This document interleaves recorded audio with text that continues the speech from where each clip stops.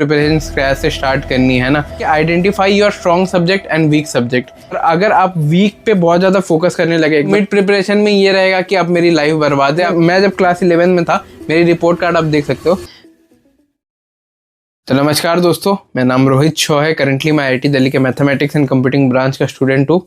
और ये वीडियो होने वाली है कि अगर किसी बच्चे को अपनी प्रिपरेशन स्क्रैच से स्टार्ट करनी है ना, उसको लगता है कि उसने प्रिपरेशन बहुत ख़राब कर दिया, बहुत ज़्यादा शैटर में, रूइंस में उसकी प्रिपरेशन अब, लेकिन उसके अंदर अभी भी हिम्मत है, अभी भी उसके अंदर ये है कि भाई मेरे को स्क्रैच से वापस स्टार्ट करना है ताकि मैं IIT लेवल को रीच कर सकूं और अपना ड्रीम कॉलेज वगैरह ले सकूं, अपनी लाइफ थोड़ी बहुत बेहतर कर सकूं जिस कंडीशन में अभी हूं मैं, है ना। तो इस वीडियो में ना तो मैं आपका कोई मेंटोर हूं, ना तो कोई भैया हूं, ना ही कोई कंटेंट क्रिएटर हूं। मैं बस इसमें फैक्ट्स बताऊंगा, बस 3 पॉइंट बताऊंगा इस वीडियो में, और ये वीडियो फिर सम अप करूंगा जो कि आपको बहुत ज़्यादा हेल्प करेगी, है ना। तो एक बार ध्यान से सुनना क्योंकि मैं सारी सच बताऊंगा। यहाँ से स्टार्ट करते हैं। पॉइंट नंबर 1 पे आप आ जाते हैं।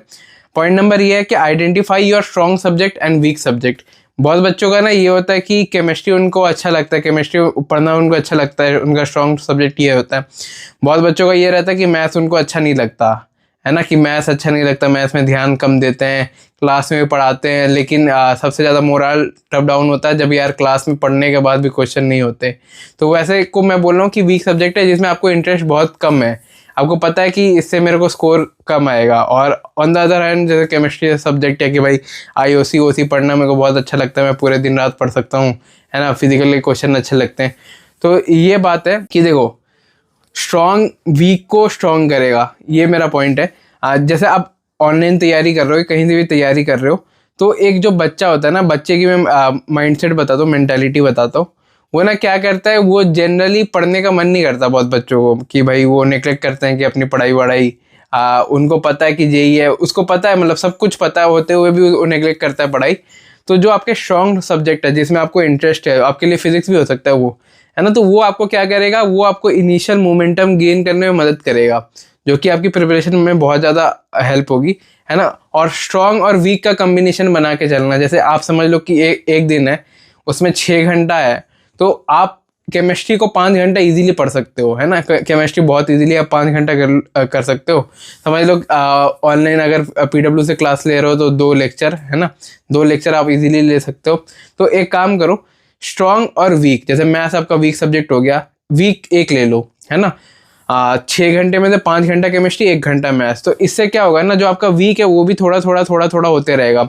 और अगर आप वीक पे बहुत ज़्यादा फोकस करने लगे एकदम स्टार्टिंग से, तो उससे क्या होगा, आपका जो इनिशियल मोमेंटम होता है ना, जो प्रिपरेशन में चाहिए होता है, कि एक कॉन्फिडेंस चाहिए एक एस्पिरेंट को कि यार मैं अगर समझो आप मैथ्स कर रहे हो, फॉर एग्जांपल रिलेशन फंक्शन कर रहे हो, आप वहाँ PYQ करोगे या DPP करोगे या क्वेश्चन करोगे, आपसे क्वेश्चन नहीं बनेगा, फिर आप अपने आप को कोसोगे कि यार मैं कैसे पढ़ रहा हूँ, क्या मैं सही पढ़ रहा हूँ, नहीं पढ़ रहा हूँ। इससे अच्छा जैसे केमिस्ट्री जैसे सब्जेक्ट हो गया, आप IOC वगैरह पढ़ रहे हो, IOC में क्या हो रहा है, IOC के आप PYQ वगैरह कर पा रहे हो क्योंकि वो उसको आपको अच्छा लगता है, रटना अच्छा लगता है, क्वेश्चन ईजी आता है जनरली, तो उससे मोरल बूस्ट होगा ना। तो ये जो पार्ट है, जो मैथ्स वाला जो वीक था, वो भी साथ साथ होते रहेगा, क्योंकि वो कॉन्फिडेंस से आपको पता चलेगा कि यार आपको दिखेगा ना सडन, आप ये फॉलो करना, मैं पहले ही बताया कि मैं पूरा फैक्ट बताऊंगा। आपका जो कॉन्फिडेंस था ना कि यार क्वेश्चन नहीं बनना, क्लिक नहीं कर रहा, तो आपको क्लिक करेगा अब क्वेश्चन कि हाँ यार इस अप्रोच से ट्राई करके देखता हूँ। तो आप कुछ ज़्यादा अटेंटिव रहोगे जस्ट बिकॉज आपका मोमेंटम अच्छा, आप कैरी फॉरवर्ड कर पाओगे। अब आ जाते हैं पॉइंट नंबर 2 पे। पॉइंट नंबर 2 है कि टेक अ प्रॉपर डिसीजन। बहुत बच्चे ये करते हैं कि वो ना डिसीजन अच्छे से नहीं ले पाते, वो मिड प्रिपरेशन में टीचर स्विच करेंगे, उनको मिड प्रिपरेशन में पता चलेगा कि यार जो 5 चैप्टर उन्होंने पहले पढ़ा था वो ख़राब कर दिया उन्होंने, है ना। और उनको मिड प्रिपरेशन में ये रहेगा कि अब मेरी लाइफ बर्बाद है, अब यहाँ से मेरे को JEE क्रैक मतलब क्रैक होगा नहीं होगा मेरे को पता नहीं, है ना, पता नहीं है। तो एक चीज़ पे स्टिक करो, मैं ये बोलूँगा, अगर आपने एक डिसीजन लिया है तो उस पर स्टिक करो। अगर आप पढ़ाई करते हो ना, मैं आपको अपने एक्सपीरियंस से बता रहा हूँ, अगर आप इधर उधर भटकोगे, उससे क्या होता है, उससे एक आपका जो मोरल होता है ना, मोरल डाउन होगा, मोरल बहुत ज़्यादा डाउन होगा कि भाई मैंने सोचा था ये कर लूँ मगर ये हुआ नहीं, ये मेरी एक्सपेक्टेशन तब बैठ जाती है। तो वो जब शैटर होती है ना चीज़, कि आपको था कि यार मैं मैथ्स पढ़ के मैथ्स अच्छे से कवर कर लेता, मैथ्स के सारे PYQs कर लेता, लेकिन मेरे को क्वेश्चन नहीं समझ में नहीं आ रहा। बहुत बच्चों के साथ ये होता है कि मैथ्स के उनको क्वेश्चन रीड ही नहीं कर पाते क्वेश्चन फिजिक्स और मैथ्स के। तो उसके लिए मैं ये बोलूँगा कि एक डिसीजन लो। एक डिसीजन लेने का मैं आपको एग्जांपल देता हूँ कि जैसे मैं जब क्लास 11 में था, मेरी रिपोर्ट कार्ड आप देख सकते हो, तब मैंने ना एक डिसीजन लिया था कि यार मेरे को IIT क्रैक करना है समहाउ, है ना, एनी हाउ मेरे को करना है, और मतलब चाहे कुछ भी हो जाए। तो वो डिसीजन के लिए मैं इतना पीछे पागल था, मतलब ऐसा था कि मैं ना कभी वो नहीं करता था कि यार मेरे को नहीं करना है, समझ रहे हो। जैसे मैं एग्जांपल लेता हूँ, PW में तब क्या होता था कि जब मैं क्लासेस वगैरह लेता था, तब ना मेरा वो होता था कि यार मेरे को मैथ स्ट्रॉन्ग करनी है, तो मैं वो डिसीजन में स्टिक रहता था। मेरा मैथ सबसे ज़्यादा ख़राब था, फिजिक्स मेरे को स्ट्रॉन्ग करनी है, मेरे 11 का पार्ट बर्बाद है, मैंने रोटेशन वगैरह जो कोर मैकेनिक्स होता है उसको छोड़ रखा है। फिर भी मेरे अंदर ये मैंने डिसीजन लिया था कि मैं फिजिक्स को स्ट्रॉन्ग करूंगा, मैं JEE को अच्छा करूंगा, क्योंकि मैंने ये एनालाइज किया था अगर मैं फिजिक्स केमिस्ट्री दो चीज़ों को स्ट्रॉन्ग करता हूँ, मेरा अच्छी प्रिपरेशन में अच्छा स्कोर आ जाएगा, है ना। और मैथ्स को अगर मैं ठीक ठीक लेवल पे करूँ, तो मैंने ये डिसीजन लिया था फिजिक्स जो मेरा सबसे बोरिंग चीज़ था उसको मैं सुधारूंगा, और वो डिसीजन के साथ मैंने स्टिक रहा। तो पॉइंट ये है कि अगर आप डिसाइड करते हो, अब डायलेमा में बहुत बच्चे भी डायलेमा में है कि भाई मैं ड्रॉप ईयर ले लूँ, है ना, जो 25 वाले हैं, 26 के लिए ड्रॉप ले लूँ, क्या मैं वापस ये करना चाहिए। तो डिसीजन एक जल्दी लो, क्विक लो, और ज़्यादा सोचो मत। एक बार आप प्रिपरेशन में लग जाते हो तो इवेंचुअली स्मूथ आउट हो जाएगी। JEE में कुल मिला के समझ लो 64 चैप्टर है।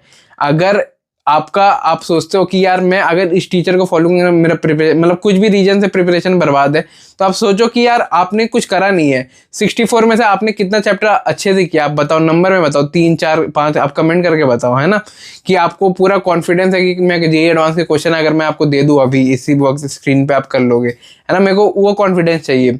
तो जो डिसीजन है वो आप प्रॉपर मेकिंग करो और जल्दी से फॉलो करो, क्योंकि देखो एस्पिरेंट अगर डिसीजन लेते ही रहेगा ना कंटिन्यूअसली, इधर उधर मिड में सोच रहा है कि यार पहले नहीं करना चाहिए, बहुत होता है बच्चों के साथ, तो उसका पूरा प्रिपरेशन खराब होगा, टाइम बर्बाद होगा, आपका टाइम बर्बाद होगा, पैसे बर्बाद होंगे। तो मैं बोल रहा हूँ डिसीजन कोई एक लो, स्टिक रहो।